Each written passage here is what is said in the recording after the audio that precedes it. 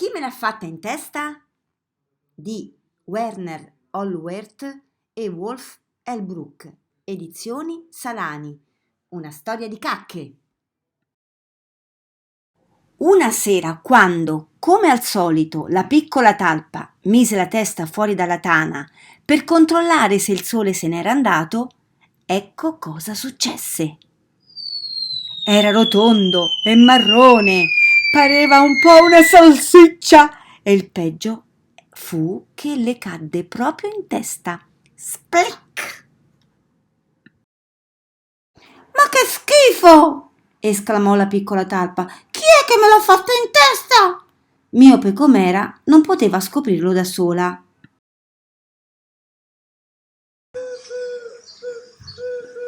Di un po', piccione, squittì.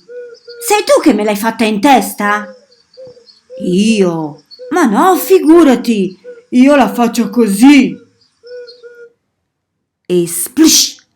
Uno sprizzo lattiginoso schizzò proprio davanti alla piccola talpa, picchiettandole di bianco la zampa destra. Ehi, cavallo! Sei tu che me l'hai fatta in testa? Io? Ma va! Io la faccio così! E puff, puff, puff, puff, puff!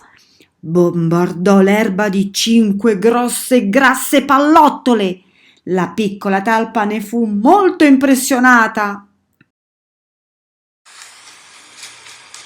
Olà, lepre, sei tu che me l'hai fatta in testa? Io? Ma su via, io la faccio così.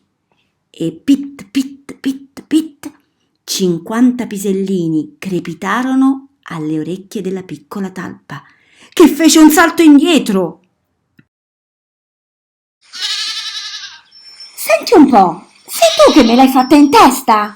Chiese la piccola talpa a una capra mezza addormentata. Io? Ma che? Io la faccio così. E glandi, glandi, glandi, glandi, una quantità di gnocchetti color cioccolata capitombolò sul prato. La piccola talpa li trovò molto carini.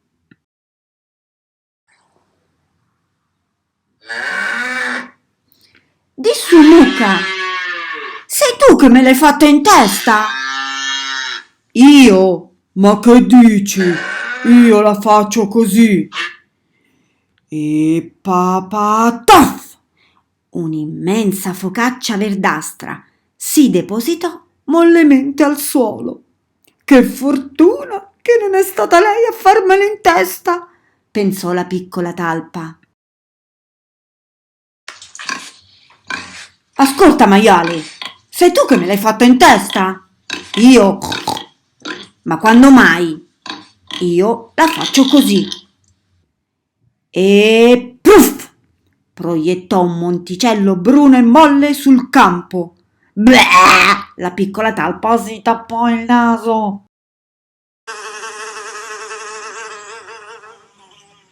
Voi laggiù, siete voi che... cominciò la piccola talpa, ma quando si avvicinò vide solo 2 grandi mosche nere che stavano abbuffandosi. Finalmente qualcuno che se ne intende, pensò la piccola talpa. Chi può avermela fatta in testa? Me lo sapete dire? Sussurrò. Così? Non muoverti? Ronzarono le mosche e dopo un attimo... Non c'è dubbio, è stato un cane. Finalmente la piccola talpa sapeva chi era quel disgraziato che gliel'aveva fatta in testa. Gianmaria, il cane del macellaio. E ora vendetta, tremenda vendetta. Veloce come il lampo, la piccola talpa si arrampicò sulla cuccia di Gianmaria e pling! Spedì una minuscola salsiccetta nera sulla testa del cane. Ecco qua! Felice e soddisfatta, la piccola talpa si infilò sottoterra dove nessuno gliel'avrebbe potuta fare in testa. Fine della storia.